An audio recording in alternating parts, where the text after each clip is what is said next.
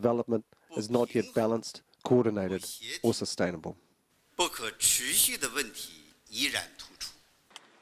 The premier went on to discuss the threat of corruption, telling the people sitting before him that they, the officials, will be required to disclose their income, real estate, and investment details. He promised better social services to citizens. We have not yet fundamentally solved a number of issues that the masses feel strongly about, namely the lack of high-quality educational and medical resources and their uneven distribution, increasing upward pressure on prices and exorbitant housing price increases. Real estate is indeed a tremendous problem for most Chinese. And on Saturday came the enormous pledge from the podium to eventually provide low-income housing for 20% of the country's urban households.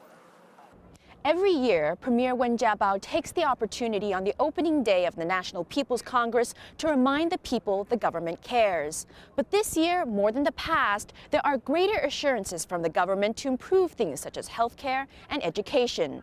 It's a more worried government. Melissa Chan, AlJazeera, Beijing. News now from Somalia, where it's emerged that more than 50 African Union peacekeepers have been killed in fighting there over the past 2 weeks. The deaths come amid a major offensive against Islamist al-Shabaab fighters who control large parts of the country and the capital, Mogadishu.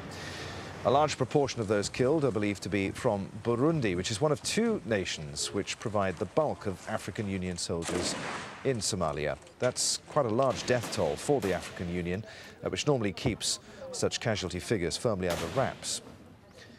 In Egypt, the country's former interior minister has pleaded not guilty to charges of money laundering and profiteering. Habib El Adli was arrested last month and is also widely being blamed for being behind brutal attacks by security forces on protesters during the recent uprising. Al Jazeera's Shireen Tadros has been following the case from Cairo. First came the ousting, and now comes the justice. Habib El Adli, Egypt's former interior minister, mobbed by demonstrators shouting, "Execute him," as he was leaving court. El Adli is on trial for money laundering and profiteering. But people here want to see him tried for ordering the police to open fire on protesters during the revolution. And that's not all.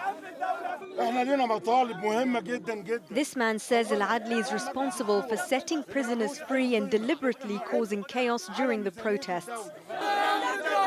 This woman tells us it's not just El Adli, but all corrupt Interior Ministry officials who have policed with an iron fist that should stand trial. For over 10 years, Habib El Adli was the face of one of the most hated institutions here, the Interior Ministry, as well as the security apparatus that came under its command. People are still asking for that security apparatus to be dismantled. That's what this protest was about late Friday outside the port city of Alexandria's State Security Building. Witnesses say police inside were shredding ID cards and documents that could incriminate them and their bosses in the future. As Egypt enters a new era, people still want justice for the past. They see it as the only way to guarantee a different, better future. Shireen Tadros, AlJazeera, Cairo. Let's get another view from Egypt. Al Jazeera's Ayman Mohyeldin says that there's huge public mistrust in the country's security forces, as Shireen was just telling us, and says that further protests like the ones we saw in Alexandria overnight are now spreading to the capital.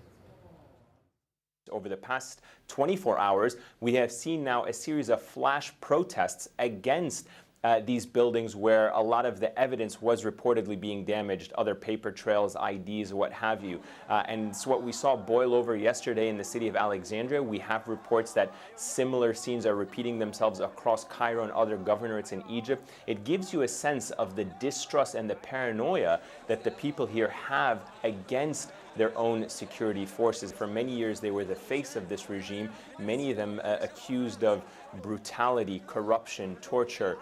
They were seen as exploiting their power in the security and police services to their own personal benefits against the interests of the people. So you can see that with the trial of a high-profile ranking official such as Habib El Adli, what this means for other senior officials in the Ministry of Interior. That's why there was a great deal of speculation over the past couple of weeks that these officials who are in the Ministry of Interior, senior members of the police force and other state security security officials could perhaps begin to destroy any evidence that implicates them in any wrongdoing over the years. From people power to cyber power, we'll speak to the so-called hacktivists who are bringing down the websites of major corporations and governments.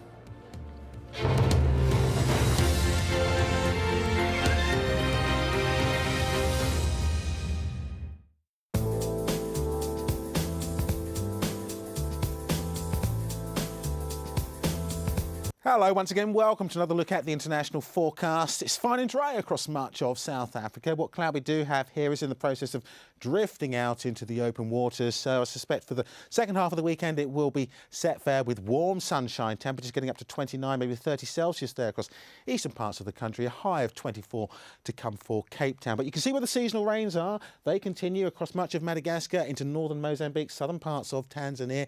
We'll see some heavy showers there into Zambia, into Angola. Slowly but surely they are, of course, making their way further north. And as we push further north still, well, into northern Africa, here it is set fair. Temperatures typically getting up to around 17 or 18 degrees for Algeria, for Tunisia, and also for northern parts of Libya. The heat is pushing into Cairo, temperatures at 32 Celsius. It should be around 24, 25 degrees at this time of year, so certainly starting to feel the warmth of the sun breaking through. Not too much in the way of heat across Europe, mind you. We've got clear skies into central parts, though, and northern areas of Europe.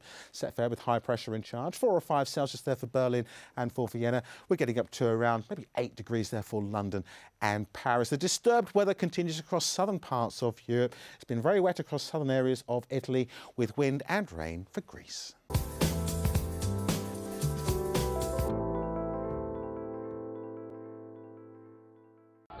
What Gaddafi has done, he dismantled or destroyed the system in the country. As chaos and violence sweep across Libya, they're living through fear, they're living through a nightmare. They're using ammunition, live ammunition. Al Jazeera hears from those who have lived in fear of Gaddafi's regime. We don't want him to leave. We want to arrest him. 42 years is too much. Libya, a state of terror. At this time on Al Jazeera. Now there's one place to discover the whole story. AlJazeera.net/English. We bring you the story from every side and every angle. AlJazeera.net/English.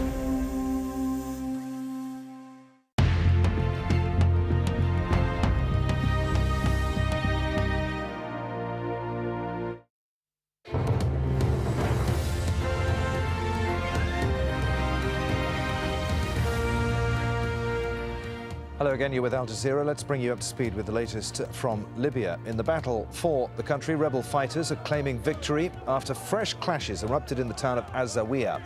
At least 30 people, mostly civilians, are said to have been killed. One doctor there told Al Jazeera that there have been as many as 200 people injured. Anti-Gaddafi forces are celebrating in the key oil port of Ras Lanuf. They've managed to hang on to the city after repelling an attack by government loyalists and fresh airstrikes. Some government soldiers have reportedly switched sides. Anti-government fighters say they're also in control of another key oil port. Brega is west of the capital Tripoli.